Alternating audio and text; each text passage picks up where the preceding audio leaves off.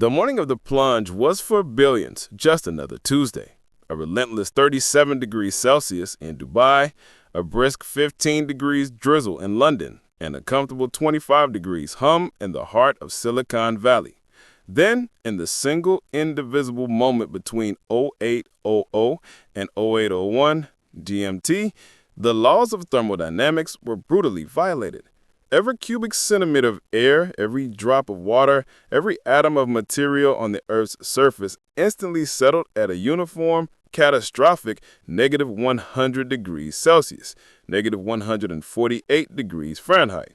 The chill was so deep, so absolute, that the world did not gradually freeze. It suffered a thermal shock wave that instantly redefined the nature of matter and the fragility of life. For anyone exposed, then was not pain, but rather an abrupt, silent cessation. The human body, that magnificent engine of warmth, was instantly overwhelmed. Exposed moisture, the tear film on the eye, the saliva on the tongue, and the thin layer of sweat flash froze into sharp, brittle crystals within the first millisecond. This was not hypothermia. This was the instantaneous shattering of the cell membrane. As the water inside every cell turned to ice, it expanded violently, causing the cellular structure to implode. Blood vessels, no longer pliable, instantly became brittle and fractured. Consciousness was snuffed out before the brain could register the first neural impulse of code. People were fixed in their final position, their skin turning instantly into a rigid, non-conductive shell, the internal organs frozen solid. Life, a complex mechanism built on the fluidity of water, was arrested and destroyed in under 2 seconds. The catastrophic silence of the biological collapse was soon amplified by the failure of global infrastructure. Metal, plastic, and rubber engineered for ambient temperatures instantly lost their ductility at negative 100 degrees Celsius. They became glass-like and brittle. Every tire on every vehicle instantly contracted and cracked upon the slightest movement or stress. Engine oil and transmission fluids solidified into waxy, unusable sludge, seizing every piston and gear in the world. Cars and trains stopped dead.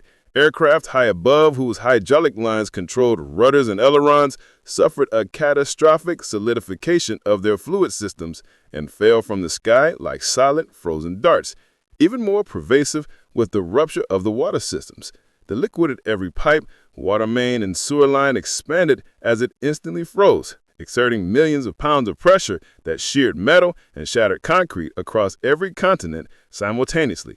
Cities were instantly crippled by a silent subterranean disaster of burst pipes.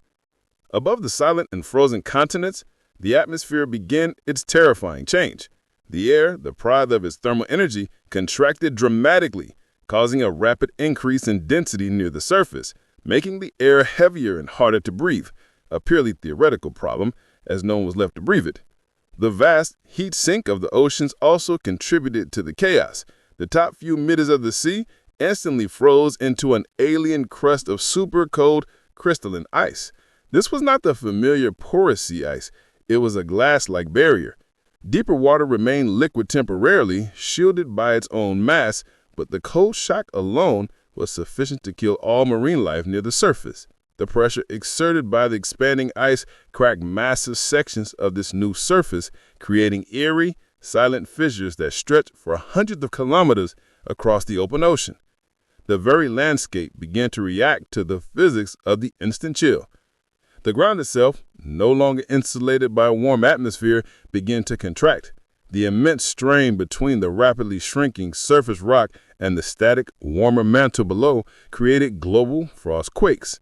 These were not volcanic tremors, but fractures caused by thermal stress, silently tearing through fault lines and triggering the catastrophic collapse of weakened structures. Bridges, already compromised by brittle steel and seizing joints, buckled and snapped. Skyscrapers, their internal metal skeletons under impossible contraction stress, began to groan, and in many cases, silently folded in on themselves, the sound of the collapse muffled by the strangely dense, still air. The world was not merely frozen. It was being meticulously pulverized by the forces of thermal physics. In the final haunting view, the earth became a pristine monument to its own demise.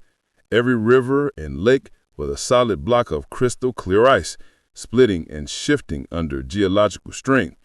The sky was clear, but the silence was absolute, broken only by the sporadic muffled thump of a collapsing structure or a deep frost quake. The planet had not been saved or conquered, it had simply been reset. The intricate web of human civilization and the breathtaking complexity of the biosphere were erased in the time it takes to draw a single breath. The subsequent slow process of geological rewarming would take millennia, leaving behind a scarred, pristine world, waiting for the eventual painful re-evolution of life, beginning again from a clean slate of absolute zero. The cost of a sudden, instant change to a single physical variable was the total irreversible loss of everything.